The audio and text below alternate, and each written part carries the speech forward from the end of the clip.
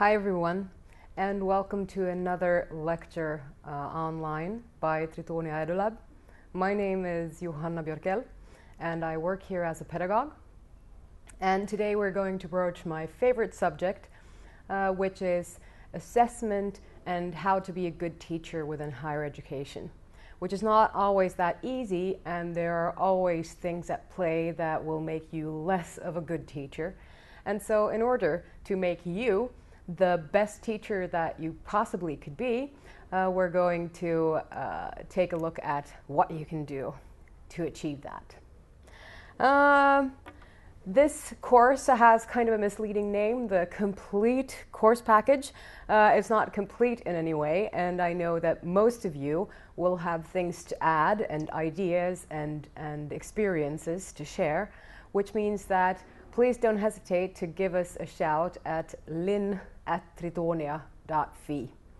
That's LIN@tritonia.fi.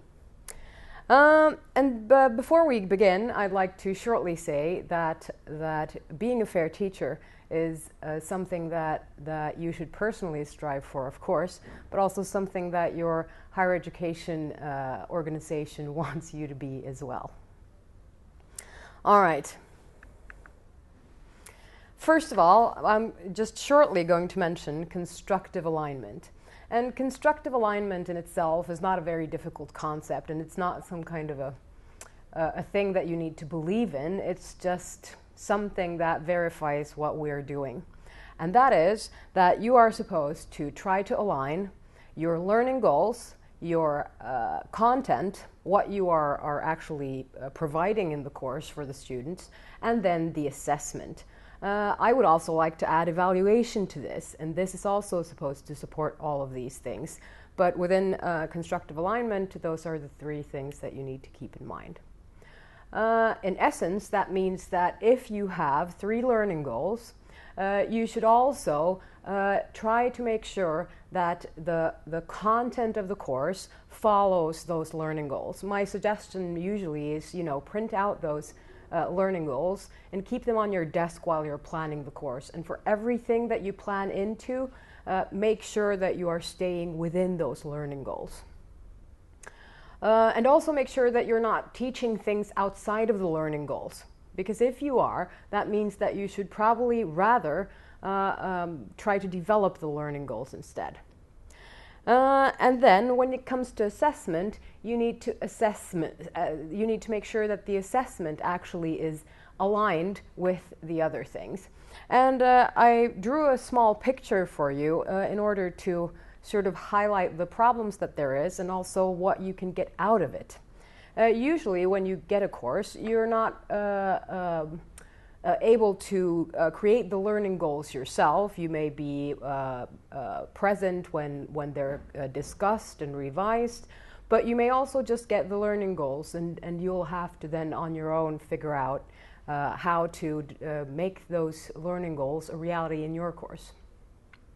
And usually, they're just numbered and bulleted things, and they can tend to seem like they're equally important. And you should think about this in terms of what the student sees as well when he or she sees the learning goals. Because, 1, 2, 3 may seem like, okay, 1 can be most important, and then 2 and 3 less important, or then all 3 can be equally important. And so the first picture actually sort of says, this is what it can seem to be like. But in essence, if you start asking around, or if you start looking back at the courses that you've taught, it might be that you personally consider one of the learning goals to be of more essence and to be more important, but it might be completely wrong. And so have this discussion with your colleagues that hold the same courses or have held the same course, your supervisor and so on, and say, okay, with these learning goals, are they equally important? Should they be 33%, 33%, 33%, or is there some other kind of measuring scale at work here? For my sort of hypothetical course here, which is the second row in this picture, I've actually tried to show, what if the first learning goal is more important than the other ones? And that means that when you plan your course, you need to make sure that the time that you spend with the student on learning goal 1 is proportionately equal to the amount of questions or the amount of effort that you put into the examination. Which means that, you know, if you have an exam of 5 questions, and this would be your learning goal percentage-wise, then perhaps, you know, 3 questions should be on learning goal 1, and 1 question each on learning goal 2 and 3, even though they're slightly not equally large, 2 and 3. So that means that when you plan your course, you know, the material needs to reflect this percentage. The content and the time spent in class need to reflect this percentage. The time that the student is supposed to spend on doing different tasks outside of class is supposed to reflect this percentage. And then when you come to the examination is also supposed to reflect this kind of percentage. And this is constructive alignment. And this means that you're doing what you're supposed to, in a sense.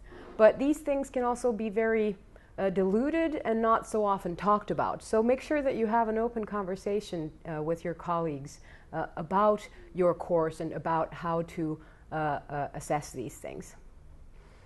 We'll move on to validity and reliability. Difficult terms, and I've tried to sort of shortly explain them here. And I said that consistently giving the same grade to the same type of work to every student, that is reliability. And then on the other hand, validity is when you're actually measuring what you're taught. And then we go back to what I said in the beginning about constructive alignment, that you need to assess in the same percentage-wise as you're teaching and as you're making the students work themselves. I've also tried to show here that, you know, life in itself, if we look at knowledge about the sun, you know, and if we look at the phenomena of sun, if we start in that area, if we look at the sun as a phenomena, it's this big. If we look at the knowledge about sun, it might be a little bit smaller. If we would create a course about the sun, the course might just consist of a very, very small, you know, specialist or very, it doesn't have to sort of be in the center of it. It could sort of, the knowledge could be anywhere within this large circle. But it's supposed to be a small thing. And your task as a teacher is supposed to make sure that the boundaries here are very clear for the students. And you're supposed to be able to show them, you know, that the world or the phenomenon of the sun may, you know, involve this. What's known about the sun may be this. And what we're going to take up about the sun is this. And then, you know, keep it there. Because we have a tendency to, when we love our subject, we have a tendency to sort of just stray and be all over the place at some times. Because, you know, things are so interesting and we just see how the students could just love that piece of knowledge about the sun. And so, you know, making sure that you have it clearly structured before the course is essential. And since I know that time is of essence and that we don't always have the time to structure our courses, I strongly suggest that you start working with your courses before the semester starts and doing things, you know, the material ready.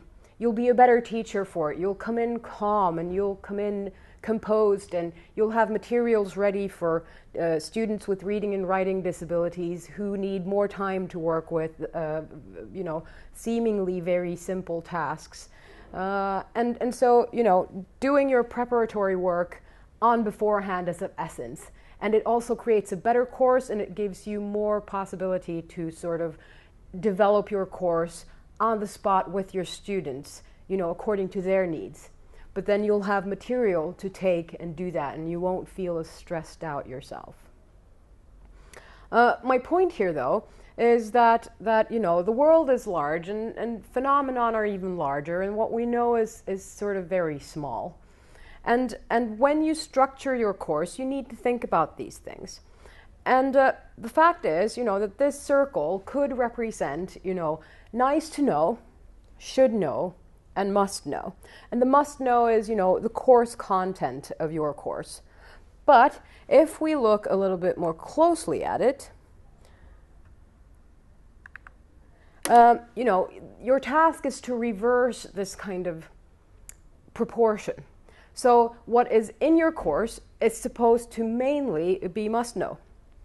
Then you're supposed to have a little bit about should know, and then a little bit more about nice to know. Nice to know is a bit of a bad or not as accurate of a term and concept here, because nice to know seems like, you know, you could have some kind of a funny video from YouTube or something that's almost completely beside the point. But nice to know here means deepened knowledge. I mean, the actually more specialist knowledge. And so if we look at this reversed pyramid, you know, must know is supposed to be about the really essentials of your course. And then should know should be deepening the knowledge. And then, you know, nice to know should be specialist and expert knowledge that you're sharing just a little bit of. And here I've actually mapped out, and this is just hypothetically, not in any way supported, but what would it be like if you graded then the knowledge about the must-know part of your course with a 3? If the student can show that he masters the must-know part, a 3. If the student shows that he or she also masters the should-know part, a 4. And if the student then masters the expert knowledge and the really deepened knowledge that you've provided the students with, a 5. And what about, as a teacher, having this clearly mapped out beforehand? That is actually having, you know, looked at the learning goals and developed them according to, you know, what kind of knowledge do you need to have a 1, what kind of knowledge do you need to have a 2, and so on, and have this readily available for the students when the course starts. And in this sense, you'll help the good student because they'll know that they need to master all of these levels in order to get a 5. It also helps you as a teacher, of course, because you'll know exactly when you're able to give them a 5 or a 4 or a 3 or a 2 or a 1. Because you've thought about the criteria for getting that on beforehand. And then, you know, in the end, it helps also the student that's not so sure about the subject, or the students that's not really motivated, who's only in this course in order to pass it, because that student knows that, okay, I don't have to go to that part, or I don't have to go, you know, this is where I need to be. And of course, you know, it's tricky about, you know, setting scales for 1. And do note that if your organization has this learning goal criteria, that the learning goal is supposed to be set at the grade 1, then realize that most teachers have a hard time dealing with the grade 1. If you honestly ask a teacher in higher education, you know, what would you have to do in order to get a 1? Most teachers would probably give me the answer of, well, you know, showing up for most of the sessions, handing in all of the homework, even though it's not very excellently performed, you know, passing the exam. And no learning goals I've seen so far, even for organizations that have this grade 1 as the sort of passing or the level set for the learning goals, actually are 1. They're usually more of a 3 or 4. Stockholm University, for instance, have actually defined the criteria for all 5 grades. So for 25 or 20,000 courses, they've actually said for this one course, the same 3 learning goals at this level gives you this grade 1. These same 3 learning goals at level 2 need to be fulfilled this much, and so on. And this is something I recommend for you as a teacher to do for yourself, because it helps you a lot. And it also does not make the course grading the edges sort of flow, because we'll get to that part later, but you're not supposed, that's not scientific. You know, saying that when I identify the best student in my class, I'll know where to place the 5. And then, I'll grade the other ones accordingly. And then when I find the student who has the sort of lowest grade, I'll know when to give a fail, alternatively know when to give a 1. And then everyone else will have to sort of slide in between this. Not scientific in any way. You're never supposed to compare students among themselves. And I know that this is very common, and you'll probably go, ooh, but this is what I do, and I've always done this. But it's not right. Because, in your class you can have a professor, why not, who's sitting in your course, and he might be an excellent expert.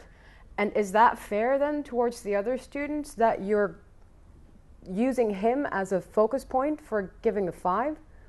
That's sort of also saying that your learning goals are just kind of not really valid. They're not there for any reason, because you're still sort of shifting the learning goal according to the best student and the worst student. And so, yes, back to the point then. Just make sure that you're clear yourself on what you're doing, and also make sure that your students are clear on what you are expecting of them. Examination from a scientific point of view. Ooh, boring topic, you might think, even though you're all in academia. But actually, it's not. It's the most excellent way of looking at examination and grading and assessing your students. And here is actually where I found some type of nirvana as a teacher, because I actually know these days what I'm grading, and I can actually every single time motivate my grade. And I can also look at other teachers and ask them, why did you give this grade? And they'll be a bit unsure. And so here, I'll try to give you the tools in order to achieve that type of knowledge about, the scientific part of grading and assessing. All right, first of all, enough reference points. There are many higher education courses that will have this kind of type of thing. Read 3 books, go to these seminars, and do that last exam. Alternatively, write an essay. And this type of course has too few reference points. This means that the student perhaps has a hard time visualizing what all he or she needs to learn before they get to the end part. And at the point where they get to the end part, they might have lost motivation, speed, inspiration, they've lost time due to other courses and so on, and you might get bad results. So based on science, have more reference points. Divide your exam into 2 parts. Have them write 2 essays instead of 1. Add different types of assessing methods. Peer reviewing, self-reviewing, learning journals, anything. But have more points of reference, because otherwise you're basing your entire decision on a grade that will follow them for the rest of their lives on just 1 point in time, which might not reflect, or it will reflect, what are their moods like just that day? What are their life circumstances just that day when, you are giving that grade? And it's not really conducive to learning either, because when they don't know what they're doing right or thinking right or creating right or wrong, during the course, they'll also have equally a hard time being able to tell at the point of the exam, what did they do right or wrong? And my question to you is, are they getting their exam afterwards? Or are you having a discussion after the exam to talk about what you've learned and what they did right and what they did wrong afterwards? So, point of reference. Place the exam, if you are having sort of a final exam or final essay, someplace before the last time you meet. Because otherwise, you'll not create learning through the exam. You'll just have a point where they have to make an exam, and you won't really know what they took with them from that. And so make sure that you're pedagogical in your efforts as a teacher, and make sure that the exam does not come last, and that you actually hold a discussion about what happened in the exam. Same goes for essays. I'd rather suggest to you that you work with process writing.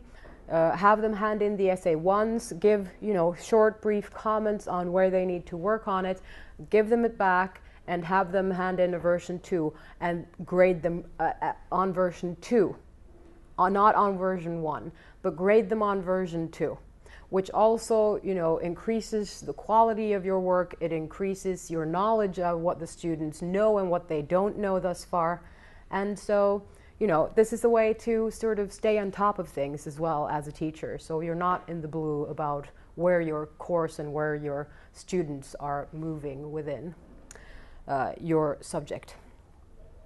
All right, varied teaching methods usually leads to varied assessment methods. So realize that if you are sort of switching between, having panel discussions from reviewing texts to holding presentations to having exams or quizzes and having them write process type essays and things like this, you are in essence creating more reference points to begin with, and then you're also creating better quality learning and learning for more types of people and more types of learners than you might previously have done. And usually when you do this, there is also the tendency of creating different types of examination tasks. And that's a good thing. That makes your assessment more scientific in a sense. And then use criteria for your course. That's the learning goals, and setting the learning goals for all the grades, or why not setting it for a grade of 3, 5, and 1, or fail. And also creating these same criteria for each examination task that you're giving them. And I'll show you one. It's about grading an essay. And it's regardless if you are a language teacher or if you're a content teacher. And I'll show you that example now. We'll get back to this slide in just a second, but we'll move forward here. And this is actually a copy of something I've done and tested as a teacher myself.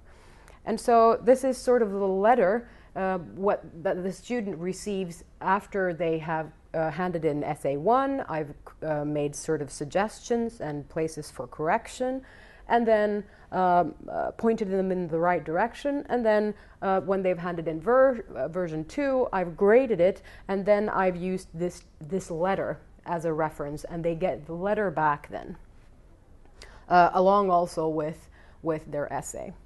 And here I've explained the points, for each category or each criteria. I've either given 10 total points or 6 total points. And the criteria is enough for 100 points. And then I've explained the scale here. It's a 60% scale, very commonly used. And here comes the grading criteria.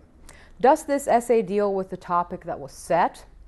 Does the essay answer the questions that were set? Cover all main aspects? Is it relevant to the question? Is the content accurate? Is the material logically arranged?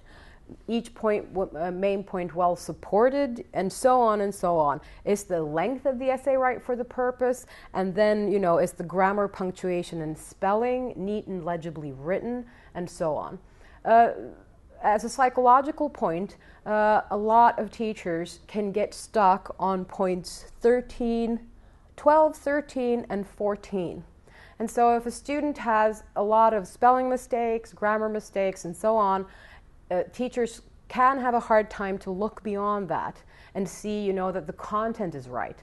And in that way, you're actually discriminating against someone that might have, reading or writing difficulties, or, just not be a very well-accomplished writer. And then my question to you is, is the language what you are examining, or is it the content that you're examining? And the question, the answer to that question is usually you're examining the content. And in that sense, you're not even supposed to really grade the medium of what it's coming through. And that means that you have to take a step back as a teacher and try to look beyond that. And yes, with this kind of grading criteria system, you can score down the grade with this type of questions like 12 to 14 through 14. But in other cases, you can't grade the entire essay on it. So this is an excellent way to sort of ensure that you're being fair as a teacher and that you're not falling into traps of being, too critical and not getting beyond the point of being critical towards writing things.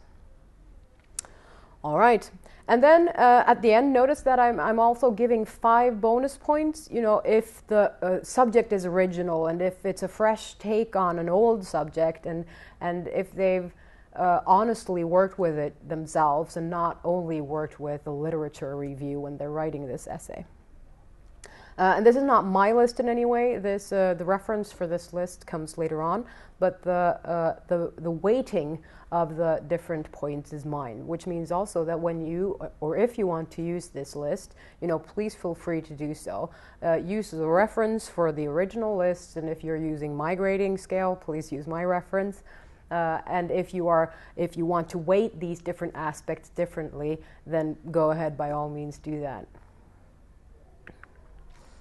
And here, the final part of the letter, that, how many points did they score out of 100? I didn't mention that on the previous slide, where there was actually the point in parentheses after each question. I give the points that they receive afterwards, and I color them in a different color so they see them. And if there are additional comments that I want to make, I write that after the points for each thing I've given them.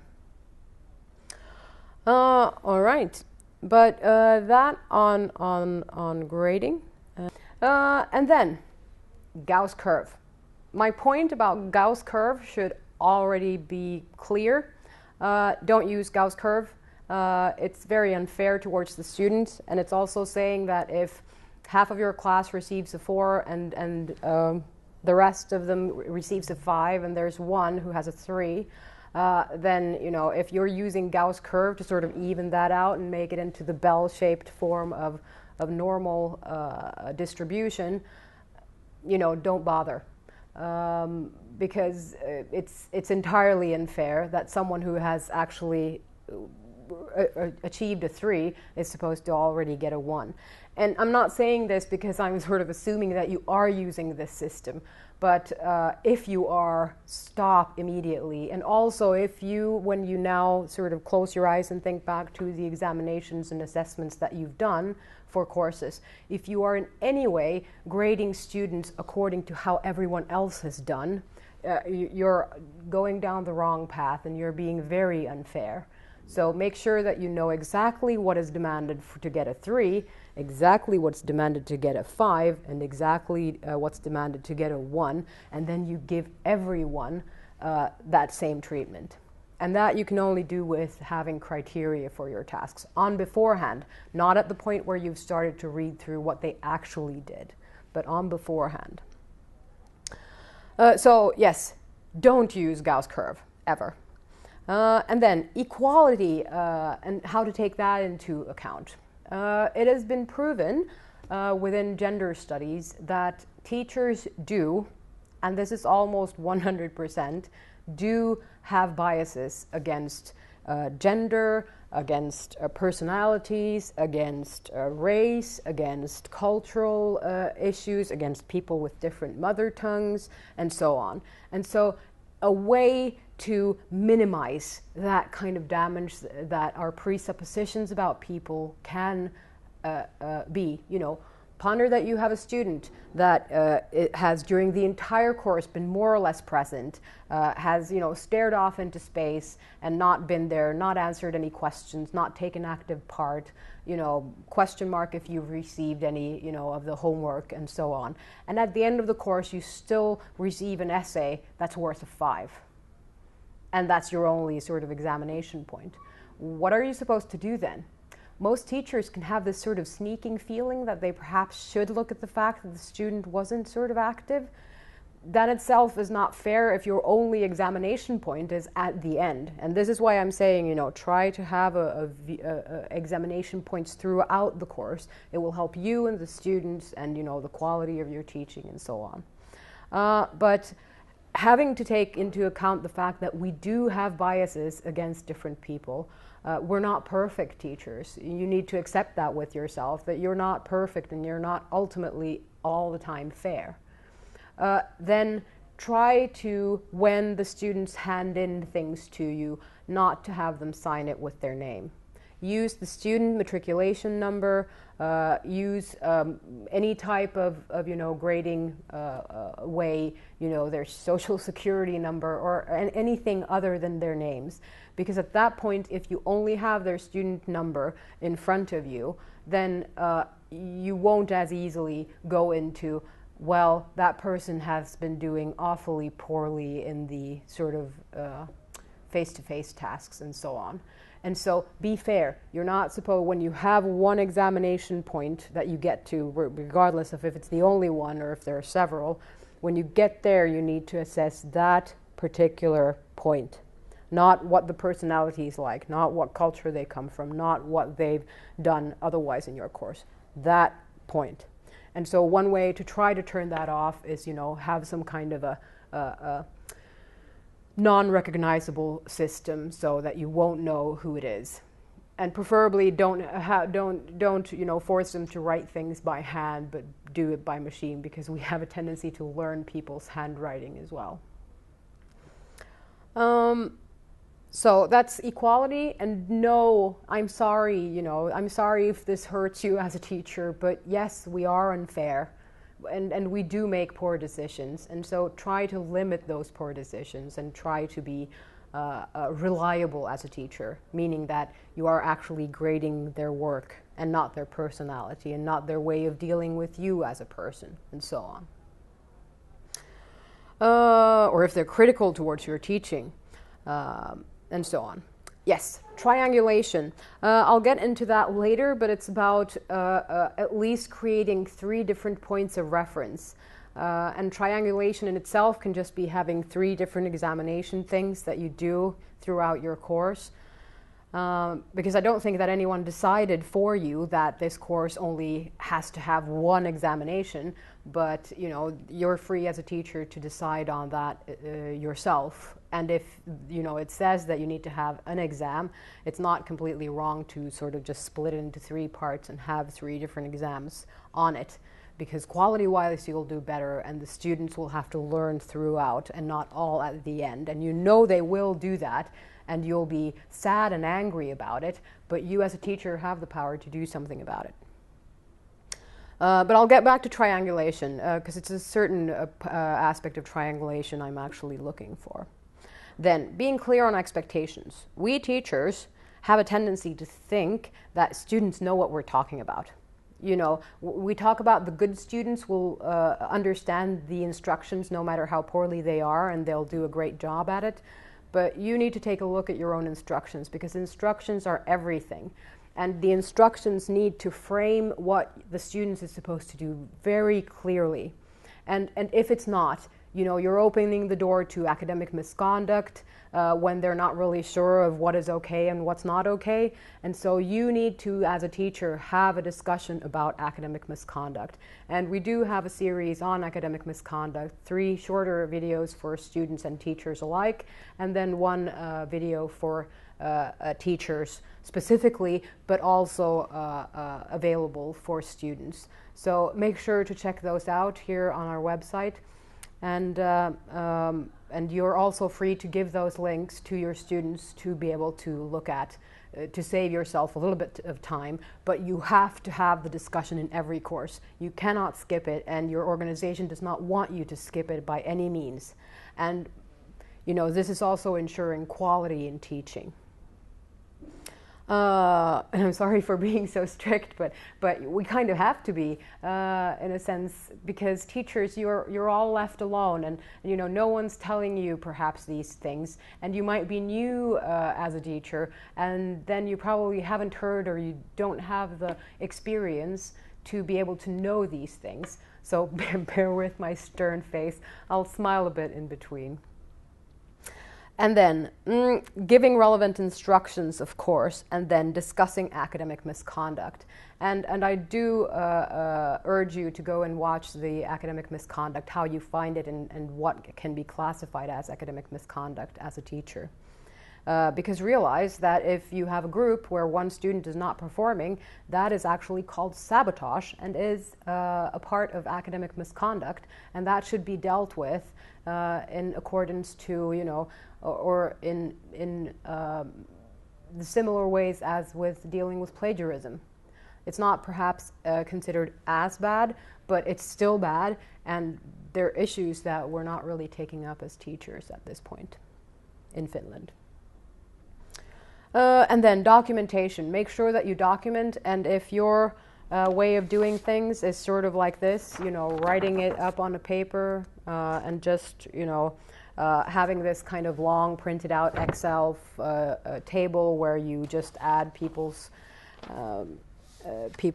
grades, you know, for each things, and you could just as easily use that. Realize that you're not being scientific about it, and you need to make sure that your grading system's safe, that it's in a sense not accessible to outsiders and not accessible to the student in itself. If you're not wanting that, you can do that, of course, but make sure that you have copies, and that this, you know, paper thing is not your only copy. And also documenting other things than just the grade, you know, writing short comments about things for yourself so you know why you gave that particular grade, and why not also sharing that with your students. I've seen teachers who have created this kind of an end of course list where they've listed every examination point and given short comments on each, on how the student did, and sort of motivated the different, you know, examination part grades, and then the final grade as well, and just shortly giving comments on how they've been doing. Usually we have a tendency in Finland to do, yes, super, but, and then we just give this long list of bads. And you know, the better the student is, the longer the list of bad things is, you know, that they need to work on, because then we feel that they're capable of handling, you know, a long list of what they need to work on. But we're going about that the wrong way, and we're usually just smothering people and you know, making them feel smaller than they are. So make sure that if the student has gotten a 5, that they know why they've gotten a 5, you know, and so they get, you know, say 5 things that are positive and 5 things that are good about what they've done, and then one small point where they need to improve. And don't try to be too detailed about it, especially in this kind of instance. And then, you know, the other way around, if they've done poorly, you know, just tell them one or a few things that they did good, and then, you know, more things that they did, you know, that they need to work on. Because that's, honest to God, what, you know, you need to do, and not the other way around, because you're killing motivation for the good students, and you're making them do even more work, and, you know, creating this insatiable thirst for, I'm not good enough, I'm not good enough. While the students who are not performing up to par never really understand why, and then they just think you are a bad teacher. And that you just don't like them, and that's why you're saying, you know, giving them a poor grade, because you're not really motivating why that you gave them such a poor grade. So that's about being fair as well. And then evaluation. And my tip to you is, you know, have a pre-evaluation. Find out whether the student has learning, you know, difficulties in any way. ADHD, concentration things, reading and writing difficulties, reoccurring headaches, migraines, suffering from constant vertigo, suffering from any kind of disease, you know, epilepsy, you know, whatever.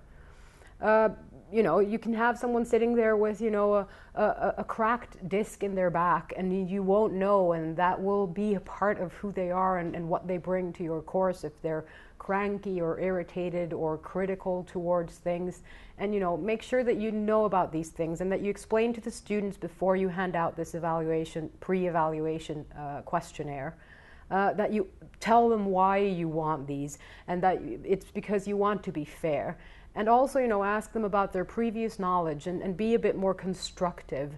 And in that sense, when you find out what they know from before, you can adapt your thing, and you can adapt your teaching.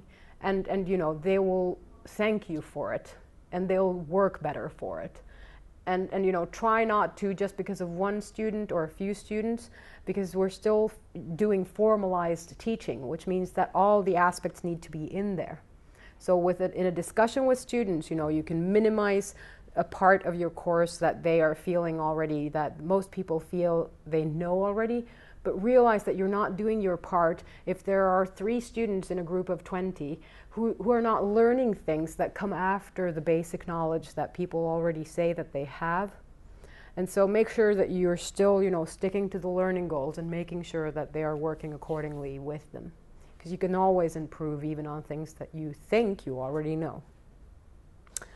And then some kind of a mid-evaluation doesn't have to be written. The first one should be written, especially when it comes to letting the teacher know about ailments or difficulties and, you know, social aspects of your life that makes it difficult. Abusive husband that follows you to the university or University of Applied Sciences. You know, you never know. And then, you know, the content-wise, and then what they're expecting of you and what they're expecting of the course. Rather ask about what they're expecting of the course than expecting of you. And then, you know, a mid-evaluation that can be oral, but could also be written. You know, hand out a piece of paper to each, and then, you know, just orally ask a few questions and let them jot that down anonymously and hand it in. And so you know where they are halfway through. And then the end evaluation. And if your organization has a set of questions that they say that is mandatory for you to ask, note that you can always add questions to that yourself. So if the question that you need answered isn't in there, just make sure that it is. As a tip on asking about, you know, what kind of time the student used, don't ask, you know, in this course, this is a typical question. In this course, this is a 5 study point course, and that means that you should have worked 130 hours on this course. And so how many hours do you think that you've used during this course? Wipe that question out of your conscience and your evaluation questionnaire. Ask instead, in this course, which is 5 study points, which equals 130 hours per student per course, you've had to do the following tasks. And then you list the tasks. It doesn't have to be only the examination tasks, but let's say that you've written 2 essays, you've had to read so and so many texts, and you've had to work on sort of homework, so and so many, and then, you know, an exam and 1 quiz. And then you list all those things that you've been doing, and you also list, you know, close contact studies, face-to-face studies. We're supposed to be 40 hours, and then the other things. And then list how many hours you actually plan that they would use in each of these. And then ask, you know, how much did you use on writing the essay? How much, you know, including finding material and studying for it. And how much time did you spend in class? Were you here the entire 40 hours? And then you'll get a proper estimate of how much time they've actually used on your course. You can also ask, you know, what type of grade are you expecting from this course? And then you can compare that to the grade that you are planning to give that student. And actually, you know, why not call the student up or send them an email or ask them to come to your office and say, you know, you here say that, you know, you should deserve a 4, and according to my calculations, I was about to give you a 2. And now I feel conflicted, and I'd really like to know, why are you wanting a 4? And then it might turn out that you actually wrote down the wrong grade for their, essay. And you wouldn't find out otherwise. So this is also about triangulation in a sense, making sure that you have proper questions and that you get qualitative answers. And when it comes to the evaluation, one way of actually creating more meaningful evaluations is also not to perform the evaluation the last time, before you never meet again. Do it the time before, and it doesn't matter if it's before the exam really, but realize that you're not supposed to have the exam on the last time either. And then when you meet the last time, create a summary before that you share with the student, and then ask, what suggestions do they have in order to improve these things that came up. And make sure, of course, that no one can identify, you need to shorten the answers down and, just make a summary of it so that they can identify who answered what. And then talk with them about it. And think about if, when the next time you start the course, you show them the summary from the course before and say that these were the feedbacks I got from the time I held the course before. And this is my plan on how to improve this that I've discussed with my students. And now I'd like to hear your opinion on the matter. Do you think this is a good plan, or would you like to sort of make further improvements before we even start the course? And then when you get to the end of course, you'll notice that the students will be a lot more willing to create qualitative answers for you. Because they see that you actually listen to their feedback. Another point is also, hand over the summary of your evaluations to your supervisor. That is creating also quality. All right. Examination types and methods. I'm not going to go into those very much. You already know those to some extent, and then we have excellent material on this also from before with Anu Ylitalo. And so in Finnish, unfortunately, but she holds an excellent course on what types of methods you can include. But I'd like to add, or talk about these 3. Teacher review. That is, you as a teacher hold the entire power to give a grade, give a comment, say, pass or fail. Then you have self-review.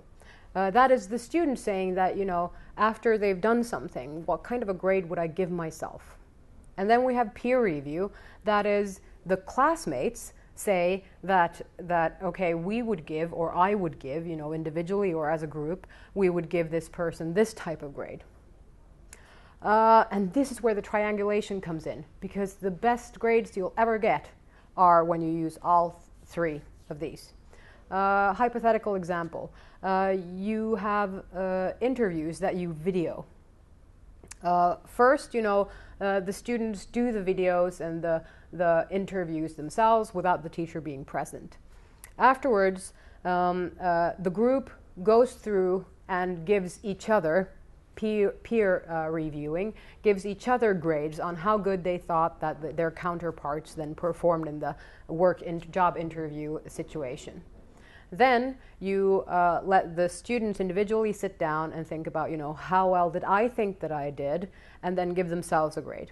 And in the end, the teacher watches the videos and gives them a grade. And then, without looking at the other grades, I might add, and then triangulating. Because in that case, you'll get more accurate feedback, and you'll be more scientific for it, and your quality of teaching will be so much better for it.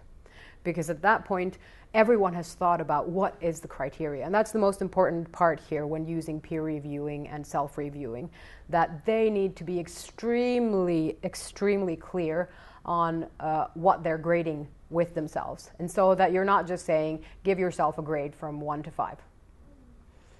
It's the same thing as with asking the question about the time used or the essay grading criteria. You need to have better criteria than that. How many points do I give myself for presentation? How many points do I give myself for lack of ums and uhs? What do I give myself in terms of points for content knowledge, and so on.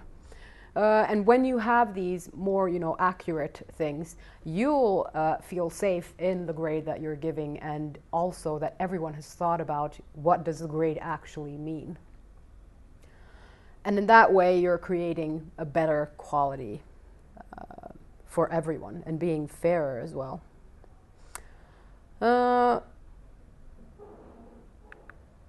Scales and grades then. These vary from organization to organization and subject to subject, and I do wish that everyone that watches this would take some time to talk to your fellow colleagues about this. I've experienced at the upper secondary level, I experienced, grading 5 groups, and then afterwards someone said, when we use this 40% scale, and I was like, 40% scale? I used a 50 or 60% scale. Whoops. And, trying to make sure that no one else falls into that same trap, because it was very difficult to go back and redo and recount every grade, and telling the students that, sorry, I was a bit tougher on you than everyone else obviously were, and you still did great.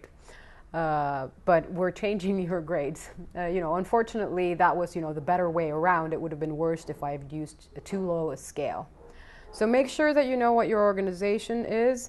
As a rule of thumb, I think that 60% is more used at university level, and 40 or 50% are used at universities of applied science. But this varies a lot, and just make sure that you know which scale that you're using. There are also subjects at university level that has 40 or 50% scales. Here I just wish that we'd come to some kind of consensus so we'd all use the same one. And yes, if you go back then and look in this video at the grading system I had, the 60% scale functions usually as in 60 to 69% is a 1, 70 to 79% is a 2, 80 to 89% is a 3, and 90 to 94 or 95 is a 4, and then the rest, 95 up to 100%, is then a 5. And then below that, of course, is fail. Steep grades, scales, I'd say, but they're there to ensure quality. They're there to say that, 50% is not good enough. You need to know more. And so make sure that your students also know which scales you're using, because that's of importance, in terms of knowing how much to study for certain things if you want a certain grade. Then we have pass, to be complete, and fail scales. I wish the teachers would use these more, not in terms of, giving final grades so much, but more in partial examinations. And the reason might be, that as, adults, I'm not really so sure that it is of essence that we receive grades. I know that a lot will want to have grades, but here you need to be careful about where you place pass. So if I asked you now the question, at what grade would you place pass? If you had to sort of put an equal sign between, 1 through 5 and fail pass.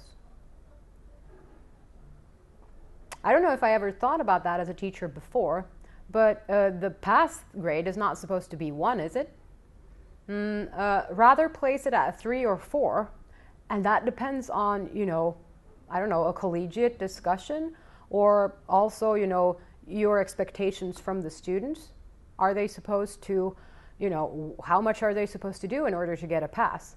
And so make sure that they're not so iffy, that they sort of flow, and that you again start looking at, which students performed, excellently and which didn't perform so excellently, and just put some kind of an arbitrary line in between there. Don't do that. You must have a clearer sense of what it is you are grading and what it is you're doing. And then, to be completed, also a very good one. In essence, that actually excludes fail. And it gives you the possibility to say, well, this would have been failed, but you are able to complete it and get a pass grade. And so, in essence, you could put a parentheses around fail. But when using scales and grades, make sure that you have those scales and grades ready at the beginning of the course, and that you give them to the students, and so they know where they're supposed to go. And realize not every student will love your subject, and not every student will aim for a 5. And so don't expect that, because you'll just tell yourself that you're a bad teacher when in essence you might not be. So also asking the students on beforehand what kind of a grade that they are wanting from this course will also, in a sense, give you this picture. Here we go, homework deadlines and group work. These are, I think, the sort of main problems that teachers experience throughout the course. Are these good? Are they bad? Why don't they complete homework? Why aren't students following these deadlines? Why is it that I get half to hand in their stuff at the deadline, and then the other half never, or within 1 year?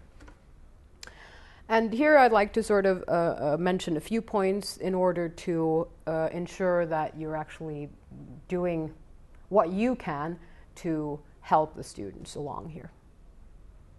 First, teacher talk versus student talk.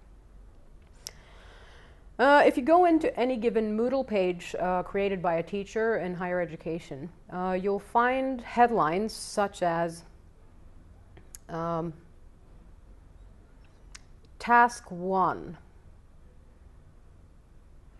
instructions. Task 1, sort of discussion forum. Task 1, hand in your task 1 here. And here you're in a sense talking teacher talk. And usually Moodle pages and online platforms have a tendency, when created by teachers, to talk teacher talk and not student talk.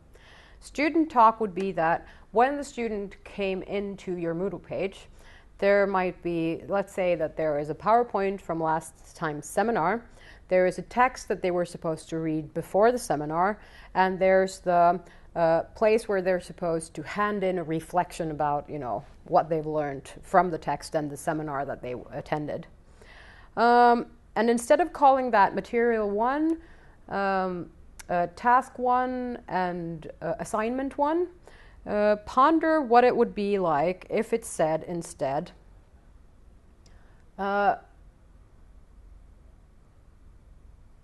homework, read this before December 14th. Deadline. Task 1, deadline, December 18th. Assignment, deadline for, the task name and then the deadline. At each point, instead of, saying that, assignment 1, that's meaningful, it's not really meaningful because it's not saying what you as a teacher expect the student to do. Because whatever you're doing, online or in your class, the constant question that the student comes, approaches your material and your thinking with is, and what do you expect me to do about it? And so whenever you exclude these things, read this before this deadline. Make sure that you understand the instructions for the homework that is supposed to be handed in on a certain date. Whenever you're doing this, you're in essence repeating what is said in the course content, and you're not making your students go back to the course content and see, what was task 1. Perhaps you instead say, the sun's chemical makeout, and then read the material on the sun before this and this date. Attend the seminar, and here is your instructions on the homework that you need to create before this date, and here's the assignment hand in before this date for the sun's chemical processes. And when you're talking student talk, you're all the time, trying to step out of your role as a teacher, being very motivated and inspired by your subject, and realizing that the students need to know from you what you want them to do. And when you're doing assignment 1, material 1, hand-in assignment here, 1. When you're doing that and you're not adding things and information to it, you're in essence making the good students work so much harder, and you're making the poor students not work at all. And so be sure that reading is considered to be homework by you, and that you also examine that in some way. The worst courses I've attended personally are the ones where you're supposed to read, however much for each time. But every time you get to that seminar, no one asks you about what you've read. And no one's asking you, what did you learn? Or having a discussion about the content of what you were supposed to learn. And that just tells me, after time 3 or 4, that why bother? I don't have to read this because no one's checking it, and no one will check it until the end. And so since I'm pressed for time, I won't be spending my time reading material that I can just as easily read in the end of the course. And that just, that's a stumble block for me as a student every time. Yes, I should be able to know better than that, but I don't, because, sometimes you have to prioritize. And if no one asks me, what did you learn about the sun's chemical process, as if I'm supposed to read an, 20-page article about it, why would I bother reading it? And so make sure that you are, in a sense, having small examinations, and, 1 or 2 or 3 questions is enough. But it just indicates to the students that you actually care if they read or not, and that it actually has some kind of consequence, and that they will get points for doing that. Because students come there for points, and they come there for instructions. And if you're giving them neither until the end of the course, don't expect your students to want to participate and want to do things with you. And so that's sort of teacher talk versus student talk. So look through your material also, and try to make sure that you, at some point, are also using student talk. And then there's the homework, and we talked about that already. Make sure that you feel that reading is homework. Make sure that you feel that looking up that resource on the internet is a homework, and that you're actually checking it. Higher education students are very often just like primary school students, pupils, because they do want the plus in the calendar, and they do want the golden star. So make sure that you're providing that to them, because that's also one kind of a motivational trigger. And then deadlines. Make sure that you stick to them, and make sure that there is some kind of a penalty at the point where they don't follow them. In Moodle, using assignment hand-ins there, it's very easy, because then you just tell the students that the assignment form will close at this and this date and time. And what happens is that even more students than usually are going to put them in. You don't necessarily have to say, what happens with time 2 and time 3 that you have to give them, but don't tell them. So at the point where students come in the day after and they're like, oh, I'm going to put it in now, or come in at 1 o'clock in the morning to want to add it, and the form is closed, they'll have to contact you. And at that point, tell them, and before tell them, if they hand it in late, there will be perhaps a deduction in the grade. There will perhaps be an added assignment that they need to do. Don't overdo that, but, there's supposed to be some kind of a setback for those who don't hand in the deadline on time. And then, you tell them, okay, I'll open the forum again next Monday between 3 and 4. Be there or be square. That's time 2. And then for time 3, if they still haven't handed in on time 2, you just tell them that in 2 weeks, the forum will be open for 1 week. And then that's the last time it's open, because then I've given you 3 chances to complete this course. Realize that you're not giving the dates on beforehand, so you'll have to sort of decide on the dates that you're giving yourself. And also realize that you're saying something to the students when you're placing the deadline for the hand-in around 12 at night. Because you're saying that, I know that you will be working on this last minute. So try to avoid that, and do the deadline, set the deadline as 12 o'clock during the day or 4 o'clock. But the difference between you saying, please hand in your stuff at my, office door before 4 o'clock or before 6 o'clock is that people know that you won't be there at 4 o'clock or 6 o'clock. And then they'll just not go there, and they'll get there at 2 or 3 or 4 in the morning to put it there because you'll not know. And so, using the internet for handing in assignments, and especially through Moodle where you have this possibility to close and open the forum and you don't have to be there yourself, means that they're going to have to adhere to those times. And that's good. That's what you want. And that's what we need to foster our students to do as well, because we have a tendency to foster them into thinking that deadlines are kind of sweeping things, that you can get you can get out of deadlines whenever you want to and however you want to. And so we need to take back that kind of power, in their sake, for their sake, because on the market that's not how it works. If there's a deadline, you either make it or you don't. And why you didn't make it is not of importance at all. No one will look at that. But in higher education, we have a tendency to go, oh, did you have that? And were you sick? And, that just tells you that they're not working on beforehand and that they're not, putting enough effort into creating whatever it is you are creating. So, make sure that you set clear standards when it comes to setting deadlines, and also please utilize Moodle, because that's a good way of handing in assignments, and it will free up your email account, and it will make sure that you won't go crazy from all the people asking things here and there and then you not finding them with all the other email coming in. So use Moodle to sort of concentrate your material and the students' handouts and things that they need to hand in as well. Bonus points then. I tested this system in higher education. I got the idea actually from a secondary teacher in a high school actually. And her name is Julia Ruth, just to be giving the credit where credit is due.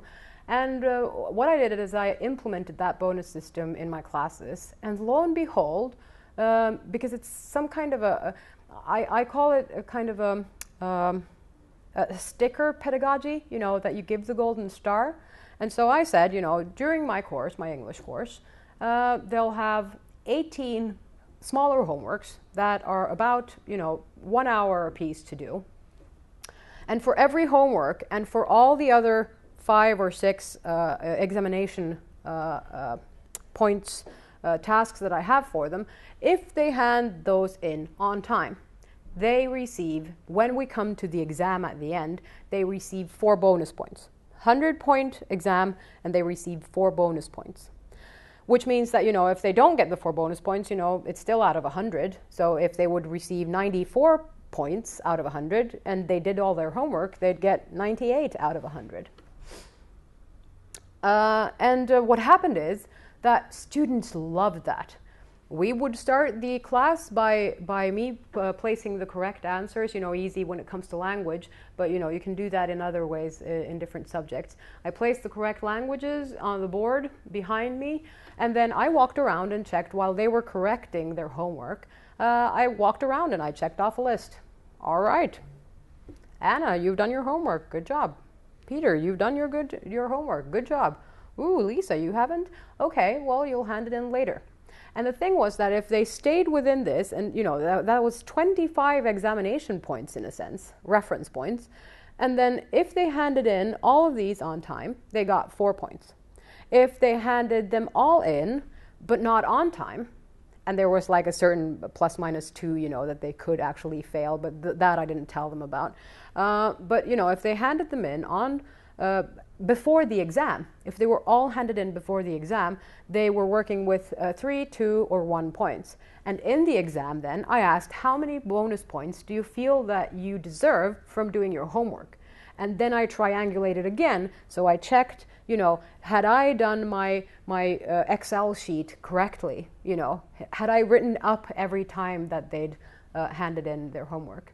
And so the point was that, yes, even if they weren't at the class, they could email me or leave that homework outside my office. And as long as that was on time, they still got it, even though they weren't present. And it didn't have to be correct. They got to correct it themselves, even though they'd done it completely, wrong in any sense. They still, it was just done or not done.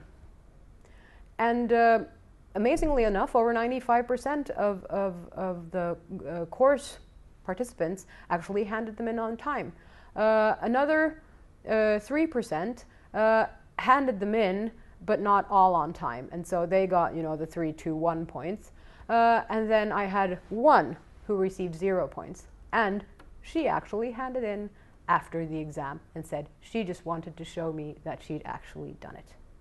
And so realize that the kind of sticker, limamärke, glansbilds, klistermärks pedagogy actually works. And that we are suckers for those kinds of things. So, make sure that you have some kind of a bonus system in place for doing this. And realizing, afterwards that I also had reading assignments, and I should have done the same thing for those. That I had a few questions online or in class about them, and then when they could prove that they'd actually read the article, then they could have also gotten bonus points for that.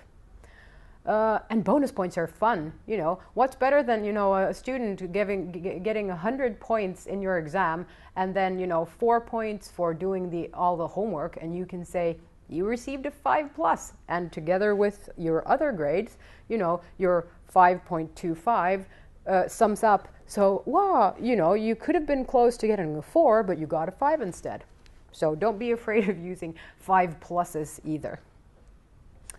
And then collaborative work versus community work. Collaborative work is always difficult, and there are reasons why higher education teachers use that type of method.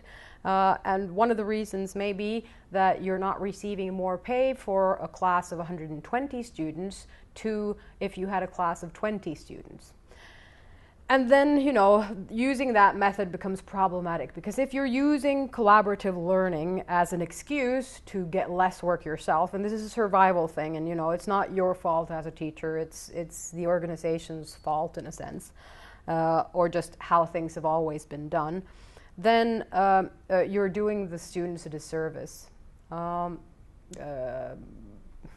I don't know how to sort of say this in any politically correct way, but you need to rethink in that sense using collaborative work. A higher education professor of the University of Bodø actually said, try to use community learning instead of collaborative learning. The reason is for adult students, making them dependent on each other is quite unfair. It's unfair to say to a group belonging to, there are 3 students in a group, and there's 2 of them are, full-time students, and 1 is working or full-time mother alongside their studies. And it's unfair to that student that can't participate as much as they would like to, and it's unfair towards the other people that have to carry the slack in order to get a good grade. And so make sure that you're not misusing collaborative learning. Collaborative exams is probably the worst thing that I've ever, experienced as a student myself. Not knowing about it and coming in and getting assigned, 2 other people to write your exam with.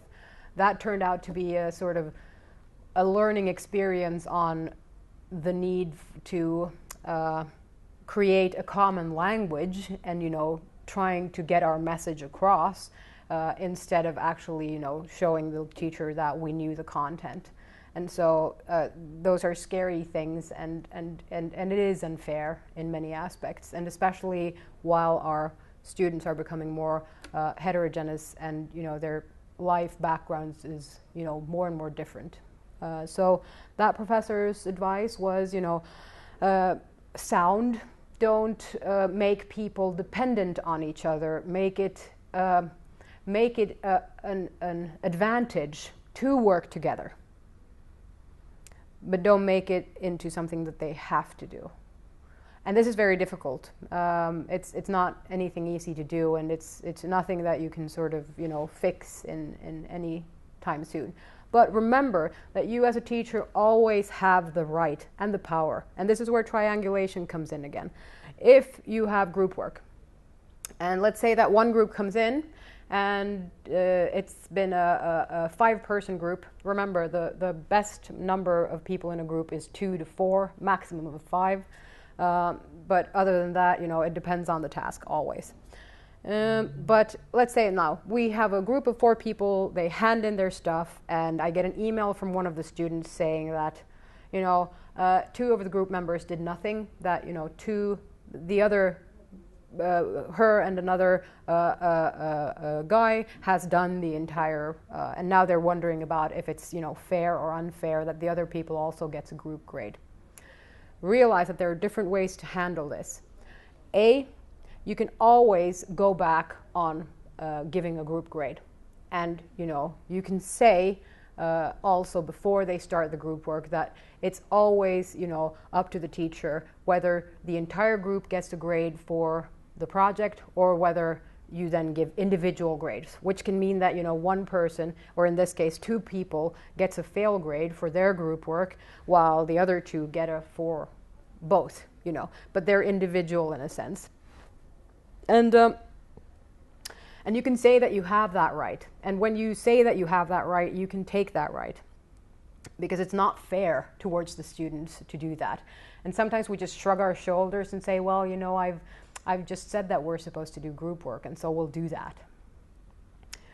But no, you can take that back, and that's, you know, your power as a teacher.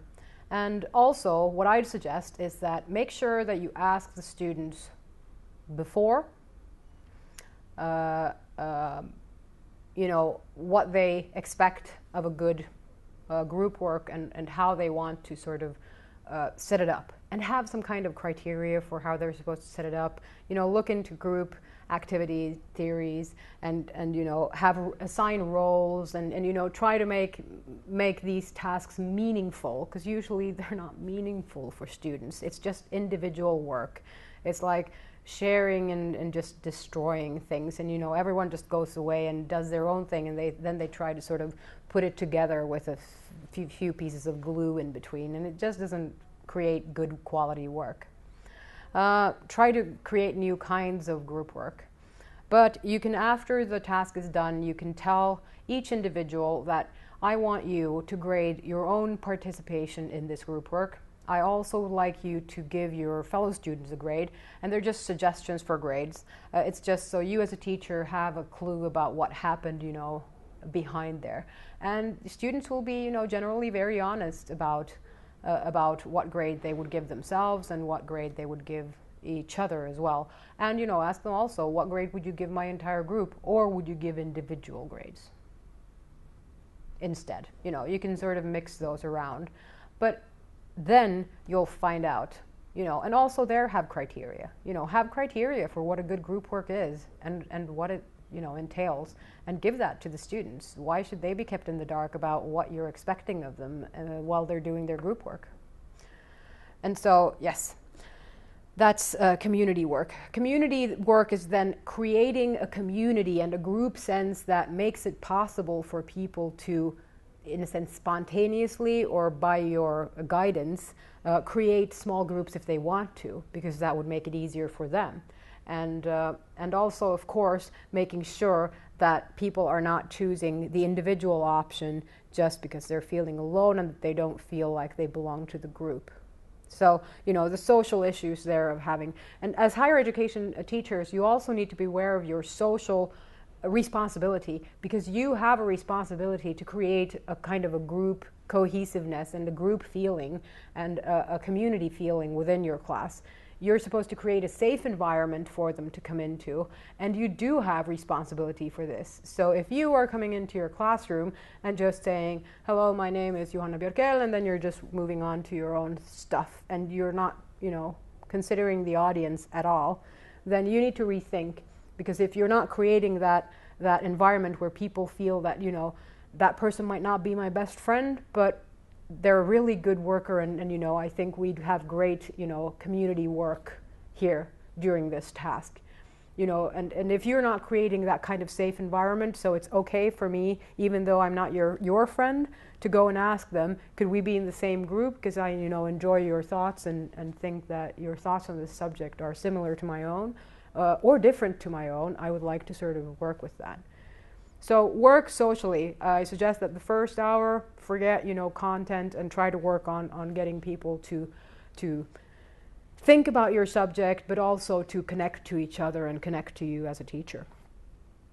And then we went through instructions and expectations, and the very importance of don't take for granted, you know, rather paint a map and, you know, mark it with a red X. You know, this is the road that you're supposed to take, and this is where you're supposed to end up, and this is how I'll help you as a teacher to get there. And then, you know, look into academic misconduct and make sure that they have the tools, because if you're not creating well enough instructions, if you're not letting them know what your expectations are, if you're not setting an upper boundary for 5, because realize that the 5 can be, you know, it can be, you know, super excellent. It could be just a doctoral dissertation or something that one student comes with, you know, but create a boundary that 5 is here, not here, you know, even more. So creating this type of boundary ensures that your students won't feel the need or the necessity to, you know, plagiarize or, you know, take things from other people and cheat and do things like this. And so create, you know, opportunities for them to learn.